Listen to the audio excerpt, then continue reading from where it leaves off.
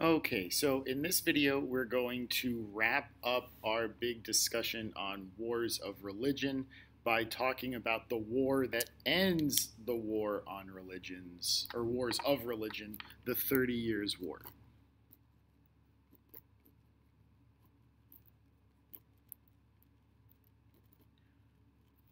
So the 30 Years' War takes us from 1618 to 1648. 1648 is the end of time period one. And so this war marks the end of time period one. It is a major turning point in European history. And so what we're going to do in this video is talk about the causes and the war itself. In the second video, we'll talk about the effects of this war and why it was so pivotal and why it is considered the end of the first time period in European history. So let's talk about what this war was. So this kind of culminates all the struggles we've been looking at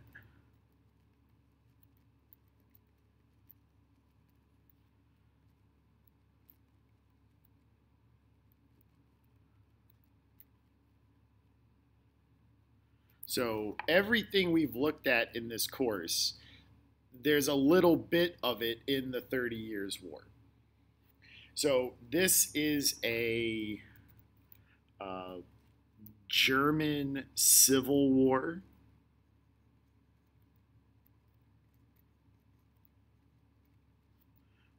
between the Lutheran Little Germanies and the Catholic Little Germanies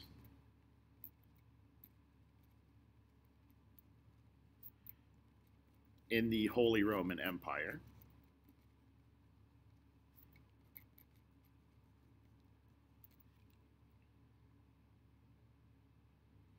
It's also a German civil war between those who want more of a decentralized Holy Roman Empire. Those are the Protestants.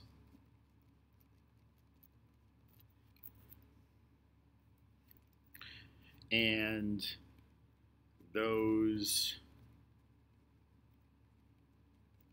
who want a more centralized Holy Roman Empire, and those are the more Catholic ones. And before, I shouldn't have said Lutheran, I should have said Protestant.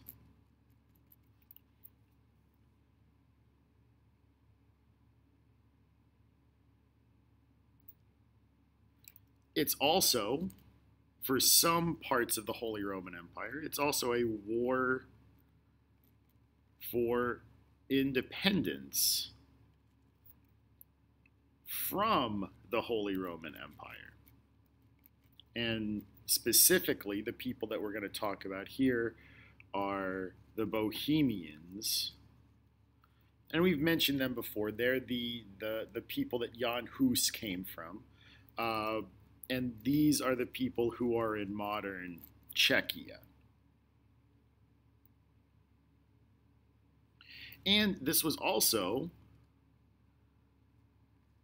an international war. So once it starts in the Holy Roman Empire, it expands to include lots of other European powers. So we've got France and Spain and Denmark and Sweden. You might not normally think of Denmark and Sweden as major powers, but in the mid 1600s, they were not slouches. They weren't major powers, but they also weren't someone you could ignore. The Netherlands are involved.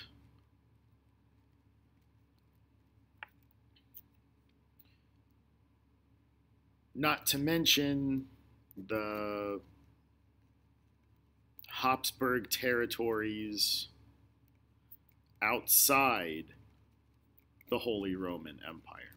Really, everybody in Europe is going to be involved in this except the English. The English are going to be involved in their own set of civil wars during this period. And they are noticeably absent. So they have their own thing going on that we're going to cover in time period 2. So everybody but the English are going to be involved in this conflict.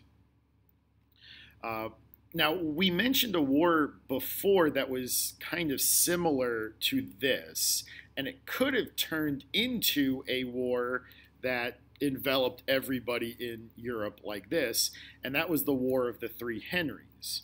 So remember, the War of the Three Henries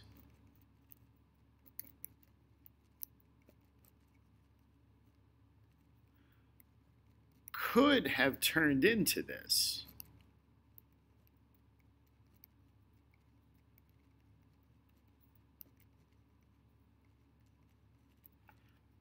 But remember, 2 of the Henrys died really quickly, ending the war. Which kind of leads me to think that this war was kind of inevitable, that there was going to be a final reckoning in terms of the religious situation in Europe, and it was a problem that needed a war. And the War of the Three Henries was almost that war. But we had to wait about 20 years to get the actual war. So thankfully for France, this doesn't happen in France. It very well could have, because this is going to be utterly devastating to the Holy Roman Empire. So let's jump into the background for this war. Why does this war get started? So to trace the beginnings of this war,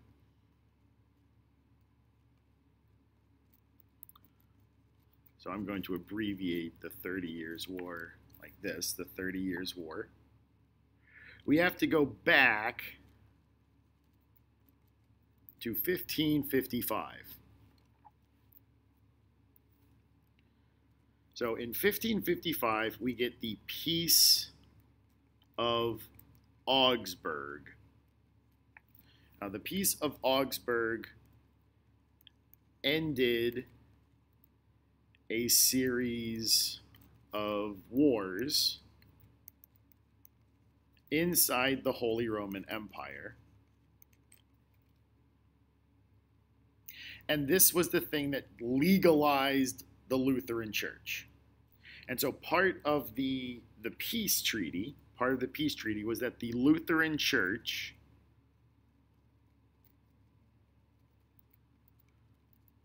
was legalized.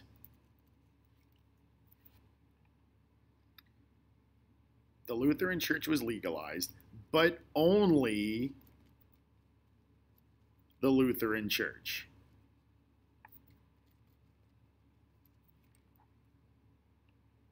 No other Protestant denomination was legalized, only the Lutheran Church.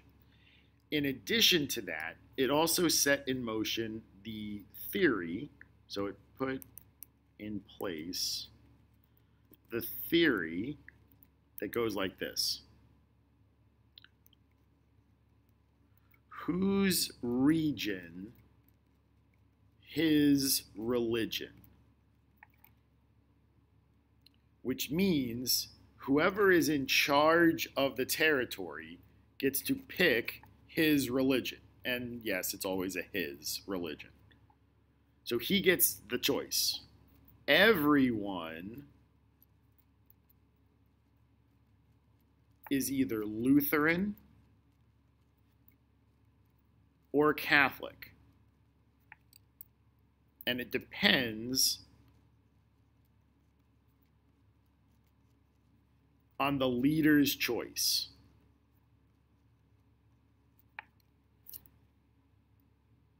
No one gets a choice other than the leader. So whatever that guy chooses, that's what everybody in his region is.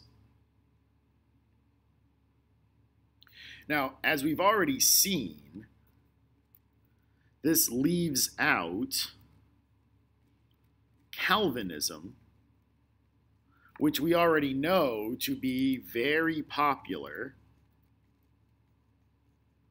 especially among the nobility, the very kinds of people who might be leading a region of the Holy Roman Empire. So Calvinism, which we now know is very popular amongst the nobility because it justifies their wealth and power, they are choosing Calvinism, but Calvinism was not an option according to the Peace of Augsburg. So this was an incomplete peace. So pretty much right as soon as the Peace of Augsburg was signed, new battleground or new battle lines begin being drawn. And this time it's Protestants in general versus Catholics in the Holy Roman Empire. So all of this stuff we're talking about so far is happening inside the Holy Roman Empire. So you've got, on one side, you've got the Protestants, and these are mostly in the northern German princes. And they are joined by the English, and this is before their Civil War stuff. So they're joined by the English. So when I say joined by, I mean they're supported by. They're supported by the English. They're also supported by the Dutch, who are the two richest Protestant countries in Europe. And they're also joined by the French. Now, the French are Catholic, but remember, the French are always a little bit more independently minded, and they don't support the Protestantism.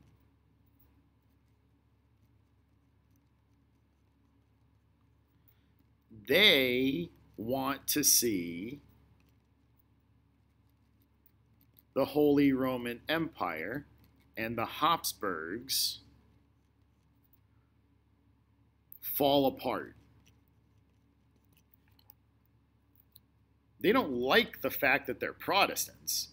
They hate the Habsburgs so much that they will side with the Protestants just to see the Holy Roman Empire and the Habsburg family fall into chaos. Now, the other side of this is the Catholics. And here we have, these are mostly southern German princes. And these guys are joined by, and again, when I mean joined by, I mean supported by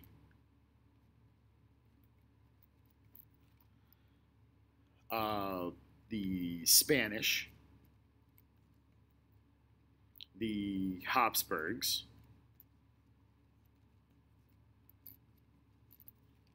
and the Pope. So you've got a pretty evenly matched conflict here. So all we're looking for now is a spark to actually start the war. And that happens in 1618. So in 1618, we get the spark that starts the war.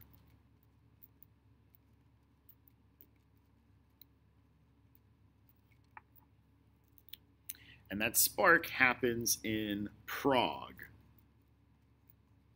which was the capital of Bohemia, and it's now the capital of Czechia. Now, the Bohemians were Protestants.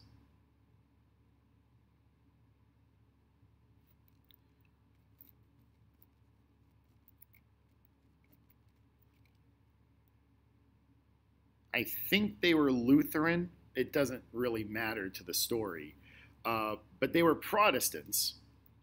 And the new Holy Roman Emperor wanted to kind of bring all the little Germanies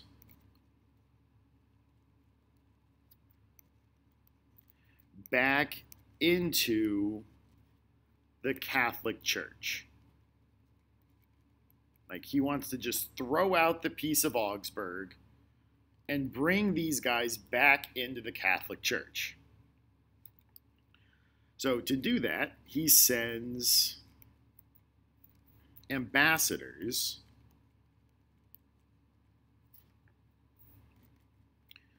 to all the Protestant territories, to all the Protestant Germanies,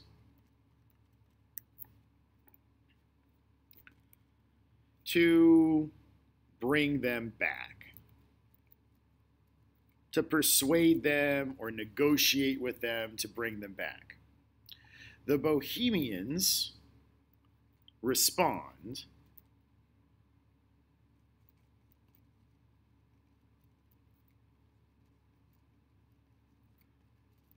by throwing the ambassadors out of a window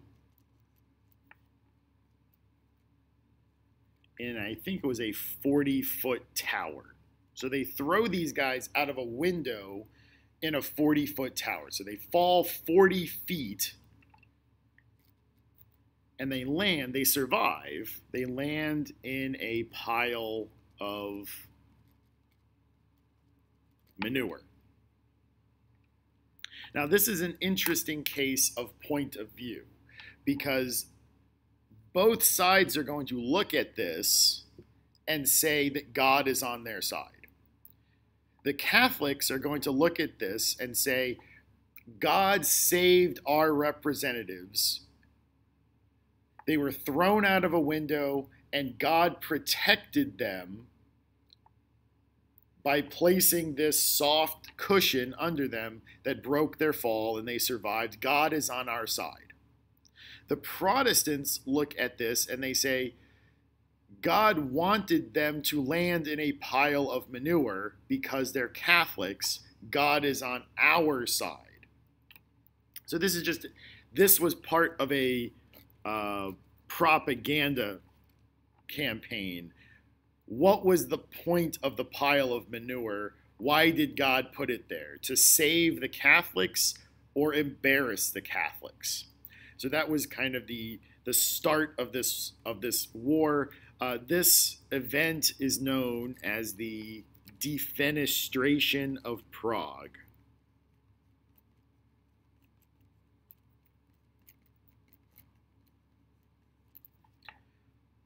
And the word defenestration means to throw someone out of a window. Now, this starts the war. And the war is usually thought of as happening in 4 phases. And we're not really going to worry about the war too much. So this starts the first phase of the war, and we're not going to focus in on the conflict itself too much. But the first phase is called the Bohemian phase.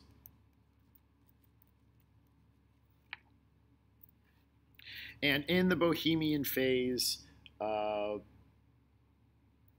the Catholics make some early gains.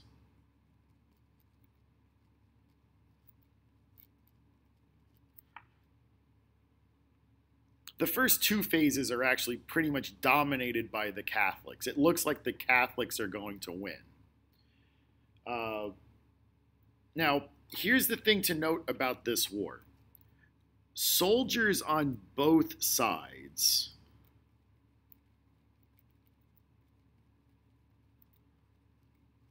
were paid through pillage, which basically means they can just run around the countryside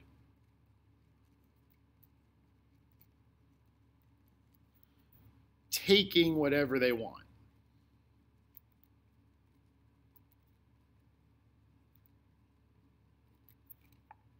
That was how they were paid. They didn't actually pay them. They just allowed the soldiers to run around taking what they wanted. So this devastates all of the Holy Roman Empire, and it makes people really hate the German soldiers and the foreign soldiers, because the foreign soldiers are going to do the same thing. So really, it's just soldiers that they hate. The next phase, the second phase,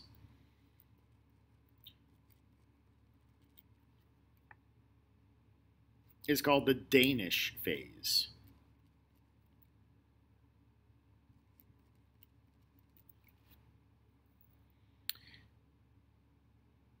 In the Danish phase, this is where the war turns international. The King of Denmark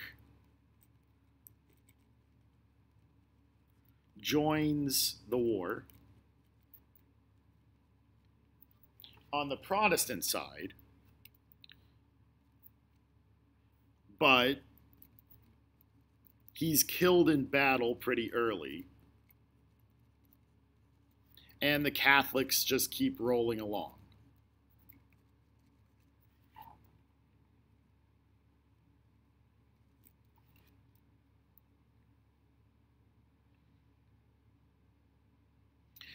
The next phase, the third phase, this is where the war pivots. This is called the Swedish phase. And again, we get another Scandinavian king getting involved in the war, this time the King of Sweden. The King of Sweden joins the war.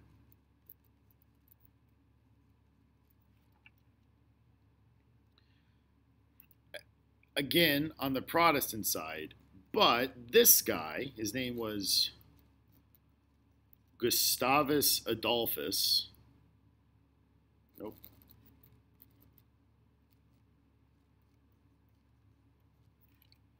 Gustavus Adolphus was a military genius. And finally, the war turns towards the Protestants.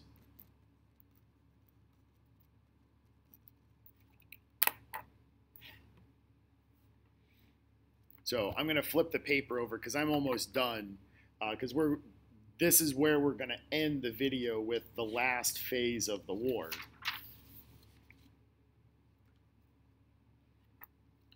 So I'm going to flip the paper over. So if you need to, pause it right here, but I'm going to flip the paper over.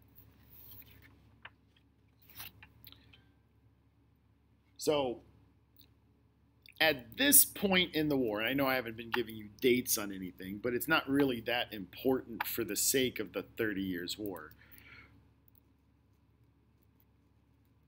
By this point,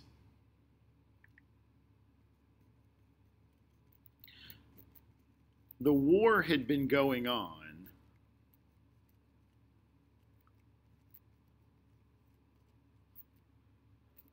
for 17 years. So it is now 1635. I think my math is right. Yeah. Everyone is getting tired.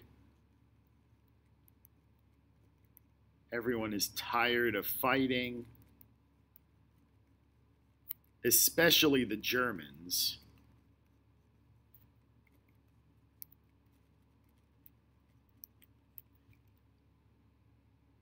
And neither side can beat the other.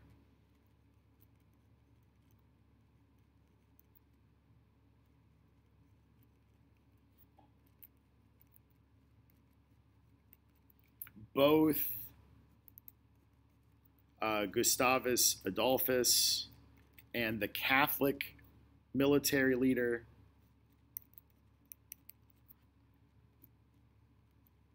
are killed in battle, and we're basically just at a stalemate now.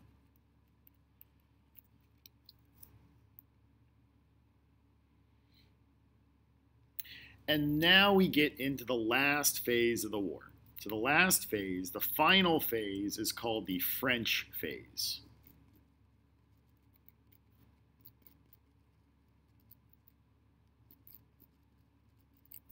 And basically what the French phase is the French and the Spanish, who had already been involved in the war on the Catholic side. The French and the Spanish just keep fighting the war.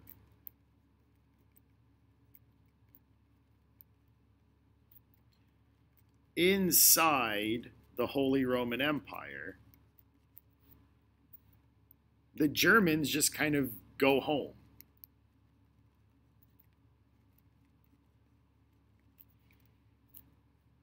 The Germans don't want to fight anymore. They've all left, but the French and the Spanish aren't done fighting. In fact, even after the war is over, France and Spain keep going. After the war,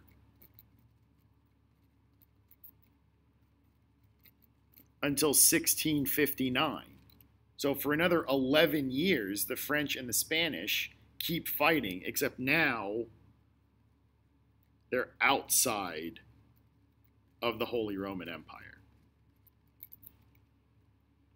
So the war officially, the whole 30 Years' War, finally draws to a close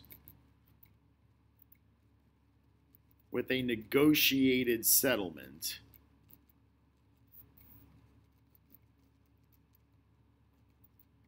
in 1648.